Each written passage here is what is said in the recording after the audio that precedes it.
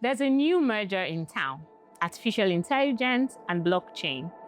Some people think these are just two intentional mergers, while others think that these are just two hype circles that met at mixers and decided to give it a shot. My name is Bukola Ajibola Williams. I'm not alone. I'm joined by two wonderful guests, and I'm thrilled to welcome you to the Roku Fireside Chat.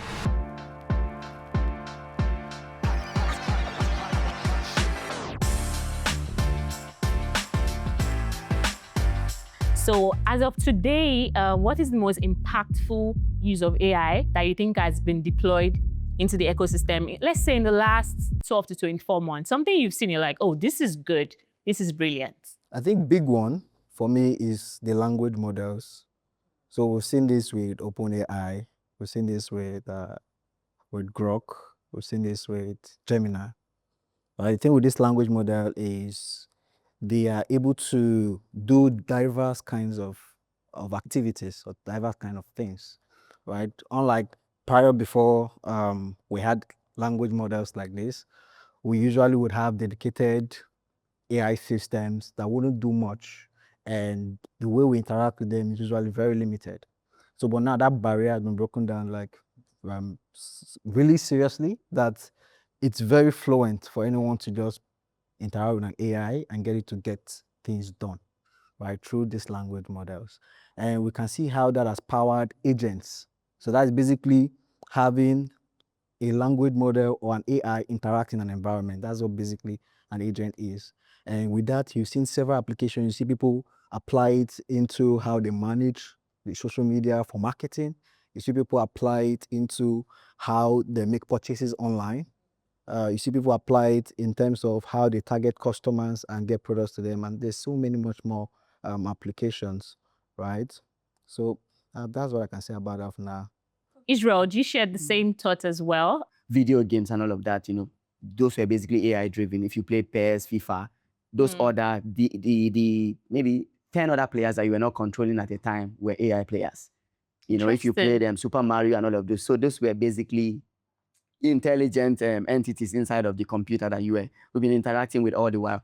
But the major breakthrough that came, like you said, was the creation of or the advent of generative AI. Okay. And that's particularly because of what you call the large language models, which also came out, as a result of some breakthrough in terms of how, a particular kind of AI model called the transformer model. Okay. So a transformer model is able to basically predict what the next outcome should be based off the previous ones. And that's how ChatGPT is able to, basically take your normal English and then is able to also respond to you in English. It doesn't actually, computers don't understand English. They understand, zeros and ones. But then it's able to, the transformer model is able to convert every word to a token. And that's why if you've been using AI a lot, you realize that they're saying, okay, you need to cut down, your token expense because every word is paired to a particular token. And I'm trying to make this as simple as possible. Meaning the more words, the more tokens you burn. And, that's why you hear things like 250K context window, 1 million context window. It's basically about, the tokens you're burning. So the major breakthrough we have now is that the AI has gone from the realm where it just executes, for example, wash my plate, do my dishes. So we've had that kind of AI. Then the AI has gone to the place where it's actually able to comprehend. And we've also moved from the point where AI is able to comprehend. AI is now able to also act independently. And that's the whole essence of agentic AI. And I can talk about that, maybe if conversations take us there afterwards. So I would like us to slowly go into the market itself. So let's talk about the trading aspect of things. Do you really think this is an aspect that we should just leave to humans to deal with? I believe artificial intelligence have very big aspect to play in trading, specifically trading in the financial market. Prior now, if you want to automate something, you do it what we call the traditional programming way. You use strict if-else, statements, to say to the computer, if this happens, do that. So if you try to automate trading using this kind of system, you see that it's going to be very rigid. There's going to be just too many variables to worry about that makes it practically impossible to achieve. And now that we have this technology, AI, it's now more possible than ever to do things like this. Things that normally should be human action or human activities to do. So, and that's where AI thrive. And now that they are capable of doing these things, it only makes sense to put them into use, into replacing or at least assisting some kind of activities that humans are known for. And that will not be complete unless you bring finance into the conversation. All right. So now for trading, let's see how this works. For a normal human who is involved in trading, how they will go about it is, I believe, first, make predictions. And second, they want to open a trade, right? Now that we have intelligence, artificial intelligence, we can outsource that prediction to this artificial intelligence. For example, you have AI in Canva that can help you generate Yes, graphics I and use so on. Canva, so You have AI on your Google Doc, that's able to help you analyze the, Yes. the data that you are putting in. You have an AI for making videos and all of that. So a person, initially, you basically have to have all these different AI tools, and then you use Yes. them one after the other. But an AI agent is an AI equipped with all of those tools, and it can Okay. use them independently on its own. Hmm. So agentic trading is basically you equipping the AI with different tools that a normal trader would use for trading. And then the AI is able to make decisions based off that. That is the kind of product we intend to build, or we are going to be building, if we are going to make this go mainstream. Because those who are now excluded don't have to worry about what is happening on Twitter, or having to start looking at chats. You can just plug yourself into an AI agent that understands how to go about this, market dynamics, and then, make yourself some money or lose some as well, depending. I've heard of speed. I've heard ease. I've heard efficiency. I like the part where you broke down the sentimental aspect of things, especially when you said AI doesn't sleep, which is true. I would sleep and wake up in the morning. I'll just see one news. I'm like, wow, things have changed. So that is one side of the coin. On the other side of the coin, we have security. So if something can bring ease, if something can bring efficiency, can it also protect? So I'll just like us to touch on, how we feel that artificial intelligence can be deployed into the protective aspect of things, because there is no industry that isn't susceptible to challenges, security challenges. So as you're solving the trading challenges, it's also important that you're looking at the flip side, which is the security aspect of things. Talking about code and, basically security audits, AI actually does a better job spotting problems than solving them in some cases. In other words, when you trust an AI to basically write code for you, build up, like it basically, sometimes you wish it's a toddler that you can just flog and be like, is something wrong with it? But then when it comes to being able to tell what is wrong, because, and of course it can be very wrong and also sound like a college professor. We would come to that. Yeah, so when it comes to security, I think because it's able to actually process at scale, it's able to see a lot of things that we might not be able to account for as humans, and so I see them thriving in that area a lot. But then there is a chicken and egg problem that became a conversation recently because of the advent of OpenClaw. I don't know if you've heard about OpenClaw. So OpenClaw is what questioned is more like a big question mark on every practice of cybersecurity over the last, say, 30 years. Because since the beginning of computers or the internet, engineers have tried to ensure that we keep the computers locked from external access. And OpenClaw is saying, I can help you. Can you just open? Let me see what you have going on. You are basically giving them unchecked access to an AI agent that becomes very risky in such a way that you basically have to let down your guard completely. It cannot help you if you don't become vulnerable. That's the whole essence of, and that's why most people talk, they're not comfortable with the conversations around OpenClaw, because you are basically asking us to discard every cybersecurity practice we've been, and everything we know that is right in terms of how to keep computers safe. But bottom line is AI is able to help us, build better security systems. It can also be a major flaw in our security systems, depending on how we deal with it. I'm hearing the human in artificial intelligence now, because the vulnerability aspect of it, most times that's something we humans need for ourselves. We need to be vulnerable to each other from time to time. Now I'm hearing that there is an aspect of things that requires you, like, open this, let me just check for you. And maybe AI is not taking over the world, right? Because at that point, when we're saying vulnerability, that's a really big word. It means something different nowadays. Yeah, thank you. It does mean something different nowadays. And that brings me to something very important. I also know that while I may not be as geeky as our guests, I know that AI has a way of being confidently wrong. Bro. On simple things. It will just be wrong. This is in our own space where we're not even as geeky as you guys. We see this thing just acting anyhow sometimes. So what I want to know is, artificial intelligence is created with smart contracts. I mean, you've touched on it on something very similar to that. And that's really amazing.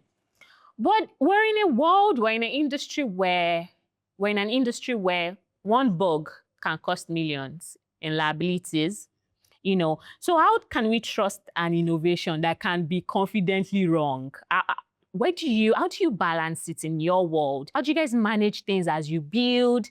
Just walk us through that process briefly. Kingsley, I see you're eager to speak on this because that thing can really be wrong. Yes, this is a very sensitive matter. Oh, sensitive. I like sensitive.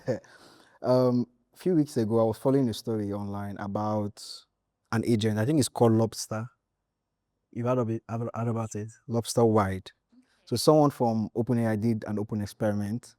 So he gave some amount of money to a bot, to an AI that's fully agentic, and gave it a Twitter account.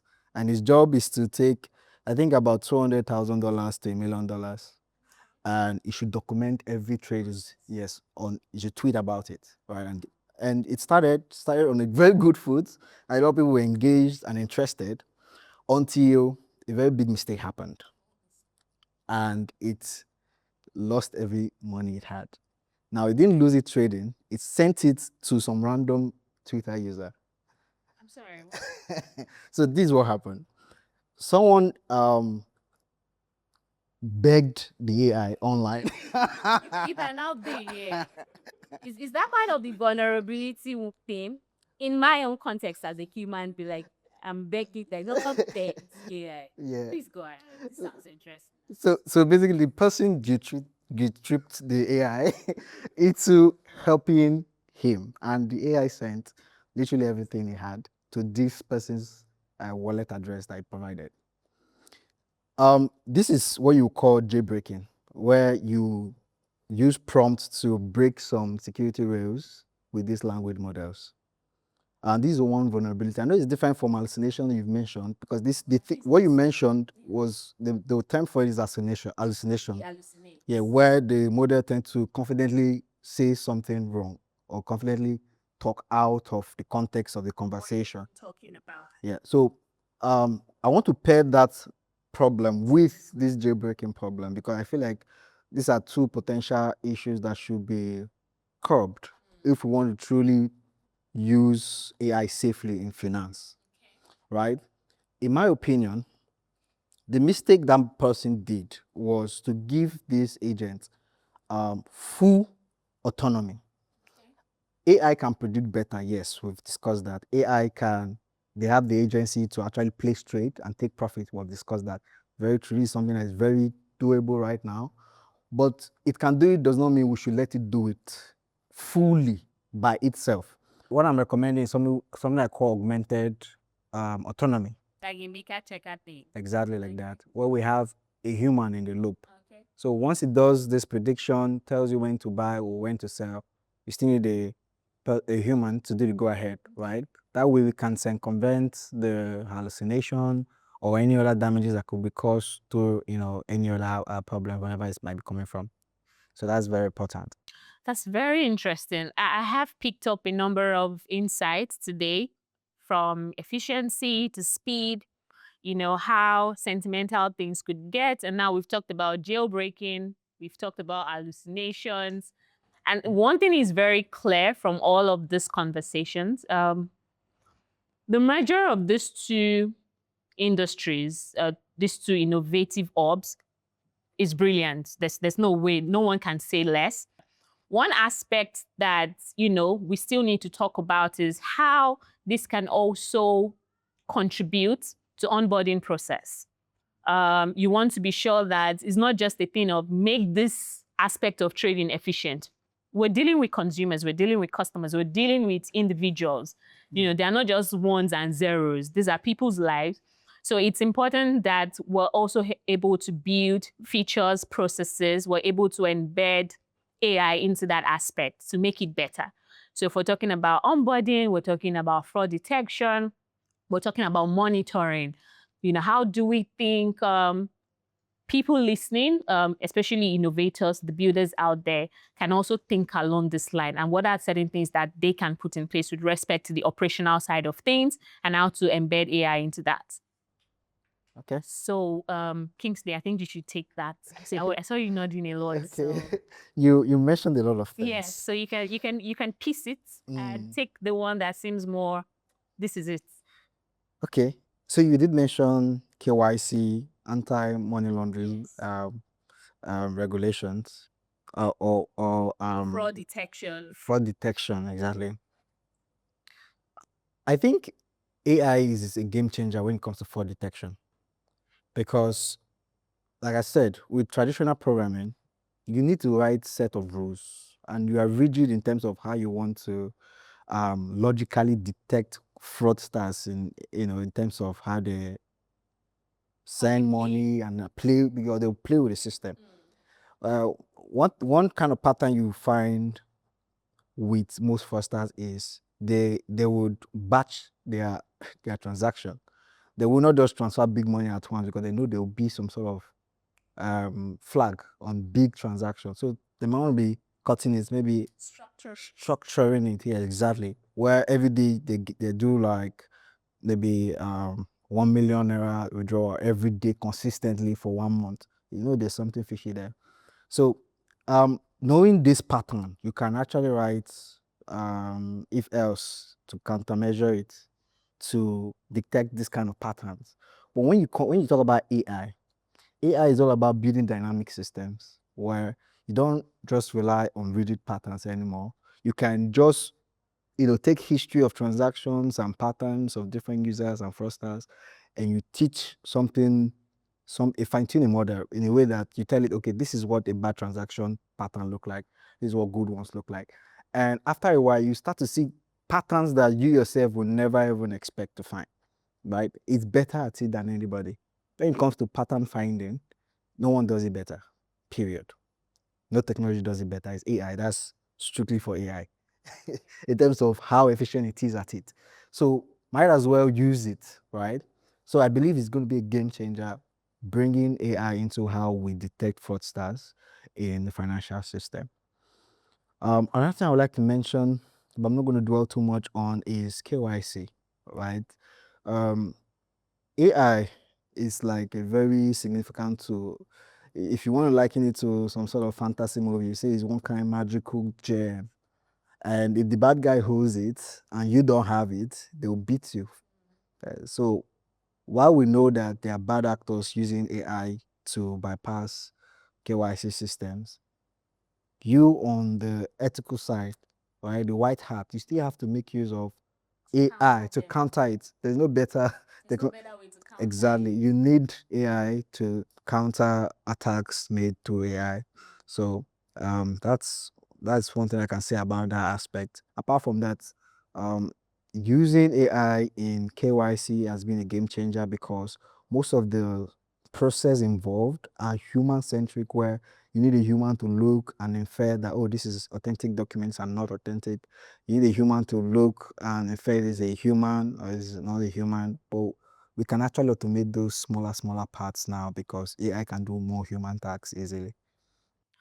Okay, and that's interesting, because when you say bad actors are using something as brilliant as artificial intelligence, the only way to also counter it is to use the same intelligence to override what it is that they've deployed that could affect you. And I think it could be likened to you not bringing a knife to a sword fight, because if someone is battling you with artificial intelligence and you're like, I'm just going to do the normal traditional things, you soon realize that, okay, maybe I'm not equipped for this.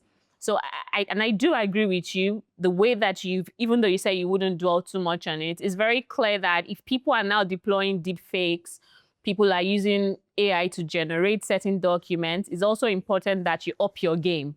and counter that with the same intelligence. So it all depends on whoever is wielding it. This tool is good. Whether it's bad is not because the tool in itself is bad. It depends on who is wielding it. And we were on the side of the coin that we're wielding it right and wielding it ethically as well. And there are different things that we've touched on, and I still want to go a bit into the human part of things. And Kingsley did speak on the fact that even though AI can do a lot of things, it doesn't mean you should just allow it do it independently, just be autonomous. I'm not checking it. So to that extent, I would like to know, as builders, as geeks, what is that part of building that, even though, yes, we're going to be deploying AI for this, that would always often require human judgments? Because maybe I'm just being biased, right? If something is really good, it's still, humans build it. It's not like AI fell from the sky. I am AI, here I am. Humans have to build it for humans to use. So what is that aspect, in your own opinion, that you feel no matter how great things get, this is an aspect of building that would always be, let's just leave it for humans, you know? So I want to hear something, because you're in the building room, and there has to be, we're the ones building it. So what is that aspect that you think that we're just going to leave this for human judgment? I think one of the things I came to learn, as an adult, is I had to unlearn one of the things I learned, as a child, in computer class. We're told that computers are very smart. Yes. And that, but then that is not true. Okay. Computers are actually very dumb. Okay. Yeah. Meaning, even before AI and even in the age of AI, computers are still very stupid. Computers are extremely fast at processing information, but they are not smart. They are as good as what you tell them. And even when you hear, context engineers, prompt engineers, they will tell you things like the output is as good as the inputs that you give to the AI. Okay. And just looking at the example that Kingsley gave earlier about the guy who, just did giveaway, the AI decided to do a giveaway on Twitter. So the problem is the same problem we fell into when it comes to conventional coding. While we were writing all of our instructions to the computer, we are ending up in that same place right now, where you can't tell if your prompt is good enough, if your prompt is secure enough, if your agent is safe, because there's always that one condition you haven't checked for. Like, I can't imagine that guy would think, don't give anybody if they beg you for your money. Like, I can hear that in my mom's voice. Like, if anybody, could tell you, like, I don't think the guy would have envisaged that somebody's going to come and beg an agent for money. Like, please give me money now. Like it's crazy.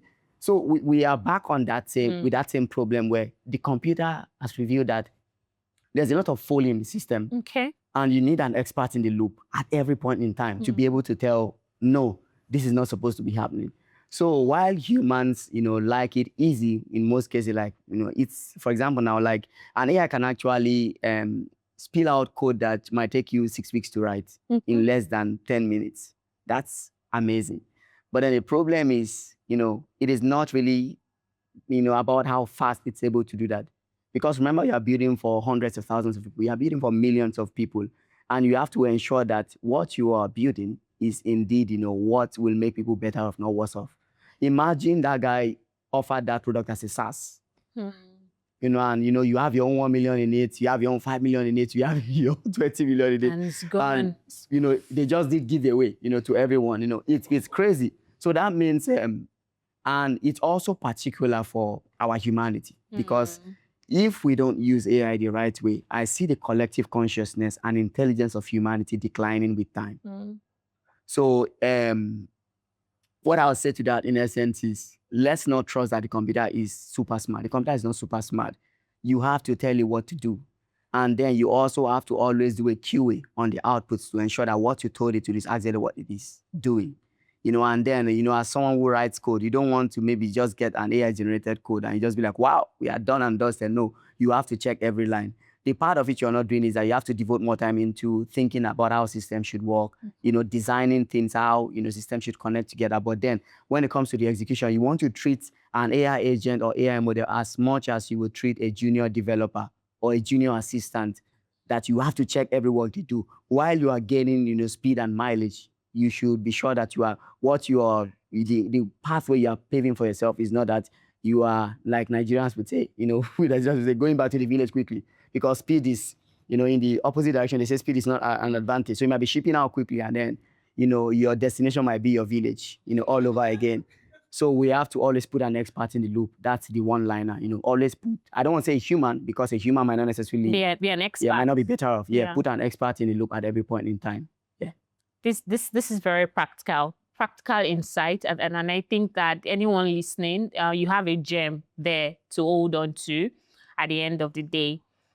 I have a very controversial question, and what is coming to my mind is artificial intelligence is an edge.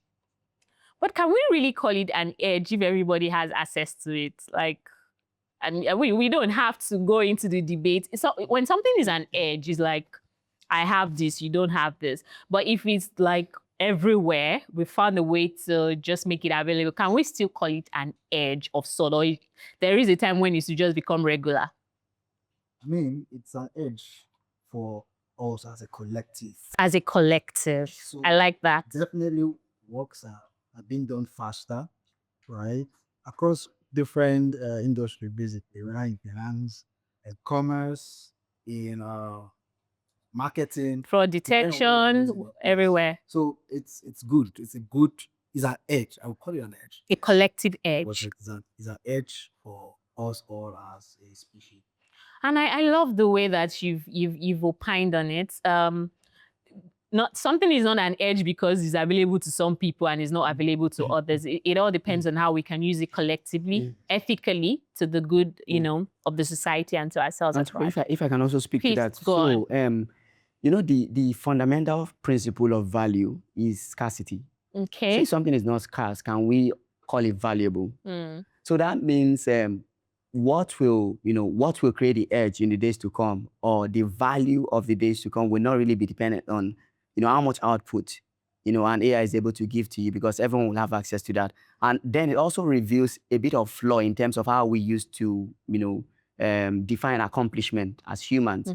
Meaning we've just probably been spending a lot of our time on the least impactful thing. Okay. Meaning, of course, and when I started learning how to code, I'll be watching a YouTube tutorial. Somebody will be like, Facebook clone in 6 hours. And I'll be like, wow, that means I can be sitting on the same table with Mark Zuckerberg sooner or later. I just need to build my own clone, because it's not really about writing the code. There's a lot more that goes into the pipeline. And what will determine, who's valuable in the days to come is not really that you have access to some, text input that you can tell an AI, do this for me. It's really about the many layers of complexities that it takes to bring true solutions to the world. Brilliant, brilliant. And I'm going to give us an opportunity to forecast something right now. Or should I say opportunity to prophesy. This might require you to sort of breach your own intuitive NDA, because like you're pointing to something. From listening to this conversation and navigating through it, I know what currently exists. I know what is coming. And there is a near future and there is the far future. So now I want to give you an opportunity to look as far as your eyes can see. If someone in this room or someone listening, wants to build or invest in this blockchain and AI merger, what's one area you suggest that they focus on? Like there's a lot of aspects to the industry. What would you say? Okay, if you want to build something, if you want to fund R&D, for instance, or if you want to invest in a company, I think you should target this aspect of industry. You can take 30 seconds to think about it. And maybe this one is in your mind. You don't want to for someone go and build it before you, but just take it as your gift to the listeners. For those who stay till the end, I told you to stay till the end. So what would you say? You can think for 30 seconds if you want, but I'll ring the bell soon. Personally, for me, the idea of just sitting at home and making money is attractive for me. Okay. So we've spoken about trading, and we have seen that we can actually involve AI into trading, and we can give both people who are very experienced and people who are not that experienced equal playing field. Personally, for me, I'm not great at trading. But if we can involve AI into that mix, that means I can be giving equal output to people who are very, very good at these things. Yeah, and I see this as something that could be mainstream very soon. We have millions of people trading this way because AI is touching a lot of things, and I see no reason why it's not touching trading yet. So far, I believe that Roku is the first to do this, and I look forward to see how that would evolve how people think about trading Okay. and how people see it, right? Okay. I mean, who wouldn't love the idea of making money from the house? And trading does sound like something that I'm not so great at it either. I would be happy to test a feature that could assist me be better at it. And that's really interesting. So Israel, I want to know, like, forecast something, like give us a, just let us see what you think. Okay. This is this is an aspect that you can fund an R&D. You can fund R&D. You can, I want to invest in a company that does this, or I think this is another line of impacts that I think solutions should be deployed into. Okay, so and I'm just going to speak generally, not Yes, really generally. about Sonar blockchain now. So of course, people will become much more lazy. Okay. And then of course, with tools like this, more people might end up making more money. Okay. Then what happens to the value of money? In that case, that means there will be many problems in society that will take much more than money to solve. We'll also have a lot of broken systems because AI is going to spew out a lot of bad code that will now Okay. require real humans to manage. Of course, we'll have a lot of MVPs, getting churned out, people investing in AI-driven, companies and startups. And at the end of the day, those CEOs that are not technical and then they probably have a team of AI agents. There's no human in the company, only computers. They will run into several problems that will require humans to solve. Okay. So if I would speak to maybe from the standpoint of human resource, it's very easy to get discouraged to not want to make yourself much more valuable. Okay. Now because it seems like what you spend years learning, Yes. the computer can just come and, just crash your party, in a few minutes. So it takes a lot of discipline to continue to accumulate value. Okay. It's going to speak, in the nearest future, for those who can actually hold on. And it will take a lot of discipline to always make sure you are on the edge of, cutting edge of industry. You are able to stay in sync to understand what are the latest technologies and know and trust, your own future as an individual, your outcomes to an AI. So I see a future where humans will become much more valuable, and then it will be too late for others who basically throw in the towels now to catch up. I really, really appreciate your industry. I appreciate the way that you've explained things, the way you've broken things down. I am particularly blessed with more knowledge, just by moderating this conversation. I know that our listeners feel the same way, our viewers as well. They feel the same way. The way they are smiling, it makes me happy that, yes, I think we've done a really, really good job. So thank you very much. It was a pleasure hosting this, I must say. Hopefully, I'll be back next time if you guys would have me. Thank you. I think you guys would love to have me back. Thank you. Thank you very much. This conversation is a gem. So I definitely know you have a number of buzzing questions on your mind. So please go ahead. Can I see your hands if you have questions? I love attentive students. So I'm going to ladies first. So please ask your question. Okay. We did mention potential ways of exploitation. There were some examples that were cited with the person who, gave full autonomy to the bot who now wired out money because someone begged him for it. Now, that is a situation where, some prompts have been layered on other prompts to try and force your way in, you understand, brute force the system type of thing. But I feel like that's not the only way exploitation can happen. Sometimes the agent is doing exactly what you've asked it to. So everything's going right?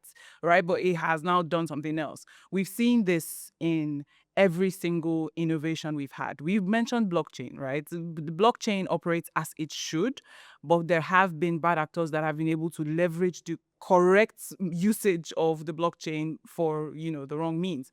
So I just want to know if, to a great extent, as you are builders, right? You both have said you're builders. And to a great extent, what has been done in the way of ensuring that even beyond hacking or illegal access to your systems, in the right way of usage, have there been safety nets, do you understand, to curtail some of these other more malicious usage attempts?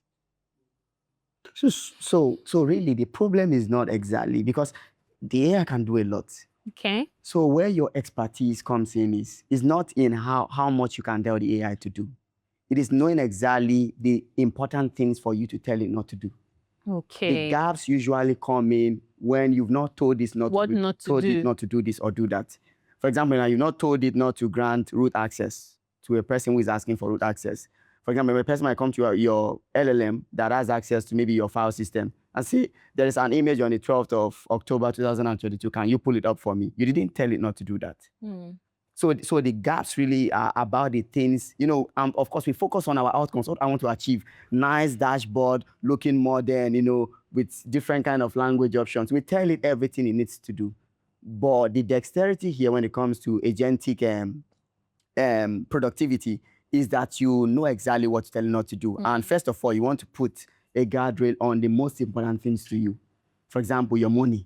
Like if there's money in the system, first of all, like put like 200 padlocks on the money. Like first of all, like in how many ways can we tell you not to give anybody free money? Like let's say it's in every language, probably put Chinese in your prompt or put everything. So it's very important to know what to tell it not to do. A lot of people just go about getting excited, but I think the gap, the blind spot is usually in the things that you have not told the AI not to do.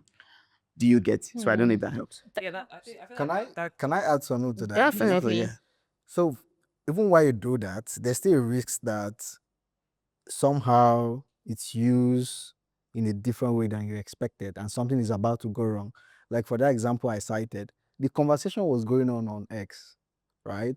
If the person who set up that agent put some sort of notification system for when money for when money would leave for when Initiate yes, when like maybe someone once finds it out decides let him get a notification. That could be one thing. And let's say he has a kill switch. This thing I don't like this decision or where this conversation is going. You turn it off first. We could know what the happen, and then you bring it back on. That would be a good security feature that you can always consider. Yeah, that is really clear. So The kill kill switch. switch, notification, and also being explicitly clear on what. And before you start delving into that, you might not want to be an expert, but you want to understand context engineering. At least, don't mind the word engineering. Okay. It basically means what's in the head of an AI. You Okay. want to understand that first of all. There are a bit of components. There's a place where its responses go to. There's a place where your own responses go in the context. There's a place where the system prompt lives in the context. There's a place where the skills live. There's a place where because OpenClaw now has a soul. There's a soul.md file that you are maybe you are blessings, personal assistant, and then this is basically, so you want to basically understand that depending on the scale of what you want to be doing with AI, you want to have that understanding because usually the poisoning goes into the system. The AI is smart enough not to take very seriously anything in your conversation with it. For in the case of OpenClaw, when you are chatting with OpenClaw, only the owner of the instance is able to actually tell it to update its consciousness. Do you get? And you can still put a guardrail on that so that it doesn't come from certain channels. So you want to understand context, as much as you can. All right, thank you very much. My name is Bright. So right from thank you for everything you've said. I really appreciate it. It's been an eye-opening session, but a lot has been on my mind. I will try to just channel it down to one question. It may come as a fear or an insecurity, but I mean the goal is to learn, right? I don't know how many of us have watched iRobot, the movie. A robot was created, and at some point, this robot began to override instructions. I have seen cases online. I follow some channels where a lot of technology is being shown, and on one particular occasion, I saw an AI dog that was given an instruction to shut down, and it didn't shut down. Like after the instruction came, I think it disobeyed the instruction at least 40% of the time it was giving that instruction, and this is AI, right? And in finance, money is involved and AI is involved. Now, what are the safeguards to ensure that a system does not override instructions? we've talked about a lot of things that the AI can do wrong, hallucinations, jailbreaking. Where's the part where an AI can actually not obey instructions and override the system? I don't know too much of the tech language, but you said something about the consciousness, right? At some point, we started seeing, even in the movies where people who follow Iron Man a lot, Jarvis now starts to have a consciousness, start to have certain conversations, which allows it to make decisions on its own, irrespective of the instructions given from the person who created it. What are the chances of this happening? And if it happens in finance, um, what are the safeguards or the yes to ensure that some of these things don't happen? So one of the things I would say is when you're building a product, most times the security is in the procedures in terms of how an action is carried out, right? Based on design, you can encourage something, you can discourage some things. And my recommendation is, like I said earlier, I think very early on in this conversation, I said we shouldn't give this thing full autonomy, right? So if you want to involve finance, I recommend that before money is involved, the same way if you're using any financial app, before you send money, you put your password or you put your PIN. Likewise, before you place a trade or do any transactions, it should give you, say, a summary of what it's about to do, and you should still give the final go ahead. I feel like that alone will save us from a lot of problems, right? So that is very important. But let's say you have that and something still goes wrong. This is where the key switch come in. I'm familiar with that experiment you cited, right? I actually followed the story too. One of the problems they did, or one of the mistakes they made, was to give this same agent access to his file to edit. So you shouldn't do that. You understand? If you didn't have access to his file, you won't be able to edit its kill switch or its off button. You understand? So that's very important. We need an off switch or a reset switch outside of what the agent has access to. One. Secondly, before any money transaction is going to happen, there's a need for a final authorization from the owner of the money. Right? So we know that what we have actually at source is the prediction and the timing, and not the authority over the funds.